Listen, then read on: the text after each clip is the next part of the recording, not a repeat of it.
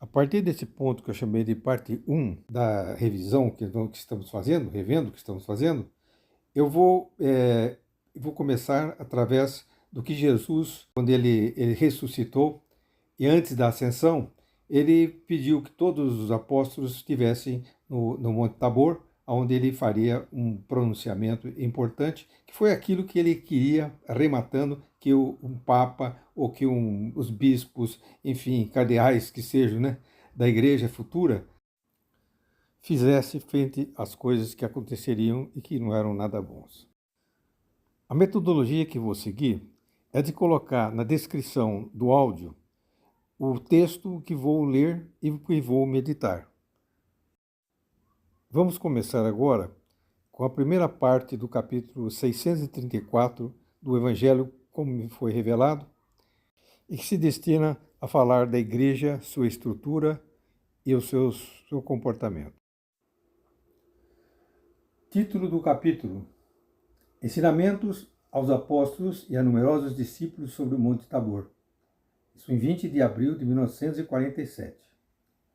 No Monte Tabor estão todos os apóstolos, todos os discípulos pastores, também Jonatas, que estava a serviço de Cusa e foi demitido. Aí está Marzian e Manaém e muitos dos 72 e muitos outros também. Eles estão à sombra das árvores que com as suas folhagens abundantes amenizam a luz e o calor. Não estão lá em cima, no topo, onde aconteceu a transfiguração, mas na metade da encosta, onde um bosque de carvalhos parece colocar um véu à visão do cimo, sustentando os flancos do monte com suas raízes possantes. Então Jesus diz: a paz a todos vós. Eis-me aqui no meio de vós, a paz esteja convosco. Isso quando ele apareceu. Jesus passa pelos meios deles, saudando e abençoando. Muitos têm lágrimas nos olhos, outros sorriem felizes. Mas em todos há muita paz. Jesus vai parar lá onde os apóstolos e os pastores formam um grupo numeroso. Depois Jesus se vira para os outros e diz: há muitos aqui e há poucos. Onde estão os outros? Eu sei que são muitos os meus discípulos fiéis. Por que agora aqui só se reúne com dificuldade dentre todos eles umas 500 pessoas, excluindo os meninos que são filhos deste ou daquele entre vós? Então Pedro fala em nome de todos, pondo-se de pé, porque estava de joelhos na grama.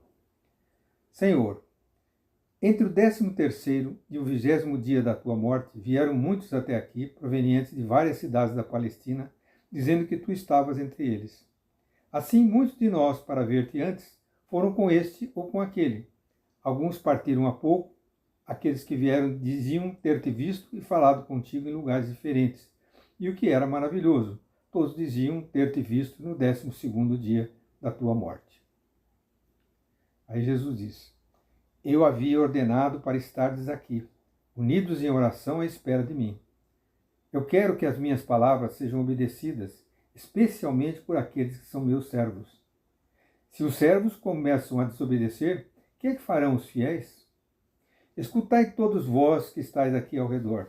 Lembrai-vos de que um organismo, para que seja realmente ativo e sadio, é necessário uma hierarquia, ou seja, quem comande e quem transmita as ordens, e quem obedeça.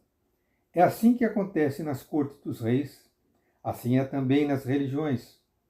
Desde a nossa religião judaica até as outras, mesmo que sejam impuras, há sempre um chefe, ministro dele, servo dos ministros, e, enfim, os fiéis. Um pontífice não pode agir sozinho. Um rei não pode agir sozinho. Infelizmente agora, até mesmo na religião mosaica, só restou o formalismo dos ritos, uma continuação de movimentos de uma engrenagem que continua a executar sempre os mesmos gestos, até mesmo agora que o espírito do gesto está morto. Morto para sempre. Isso era Jesus. O divino animador deles, Jesus, aquele que dava um valor aos ritos, retirou-se do meio deles. E os ritos são só gestos, nada mais. Gestos que qualquer ator pode fazer no palco de um anfiteatro. Ai, quando uma religião morre, e de potência real e viva, torna-se uma pantomima clamorosa, exterior, algo vazio por detrás de um cenário pintado, por trás de vestes pomposas, a movimentação de dispositivos que realizam tais movimentos, assim como uma chave faz girar uma mola, mas tanto a mola como a chave não têm consciência daquilo que fazem. Ai, pensai nisso. Lembrai-vos sempre e dizei-o aos vossos sucessores, para que esta verdade seja conhecida através dos séculos. É menos amedrontadora a queda de um planeta do que a queda da religião. Se o céu ficasse despovoado de astros e de planetas, isso não seria para os povos uma desventura igual a que seria permanecer sem uma religião verdadeira. Deus supriria com poder próvido as necessidades humanas, porque Deus tudo pode fazer para aqueles que, pelo caminho de sabedoria ou pelo caminho da sua ignorância, conhecem e procuram amar a divindade com um espírito reto. Mas, se chegasse um dia em que os homens não amassem mais a Deus, porque os sacerdotes de todas as religiões tivessem feito de cada uma delas unicamente uma pantomima vazia, sendo eles os primeiros a não crerem na religião, então, ai da terra. Nesse momento, então, eu paro para comentar, eu que estou o leitor, né? E eu digo o seguinte: Jesus enfatiza a necessidade da igreja toda atender ao que Jesus determinar através de um Papa, seu representante, seu sucessor, logicamente eleito legitimamente dentro da igreja. Fala também das atitudes a serem cumpridas para a igreja não desmoronar.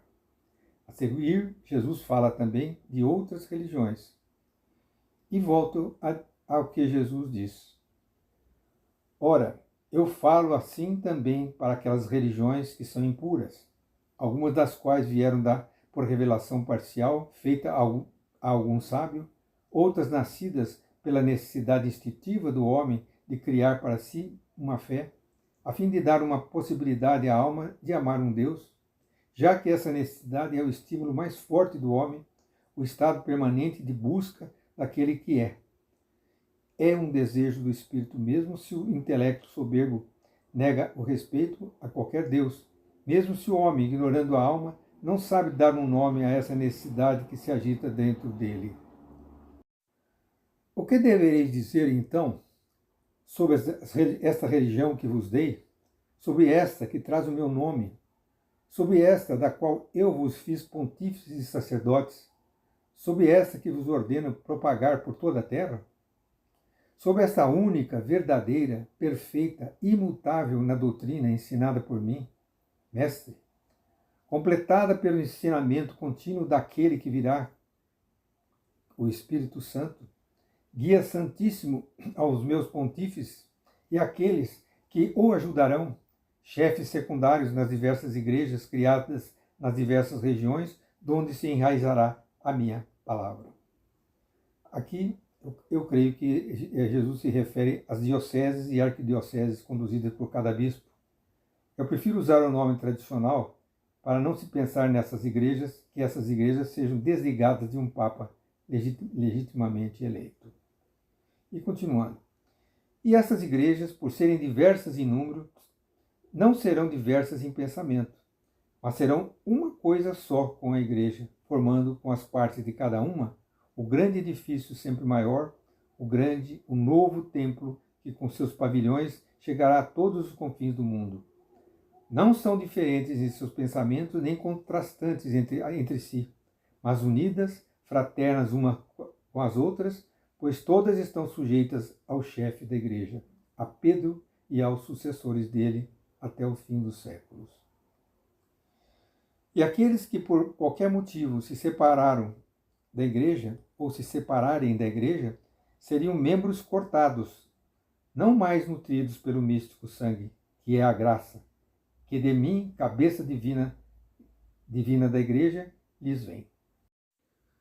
Aqui eu paro o que eu chamo a parte 1. Na próxima, continuaremos outros ensinamentos.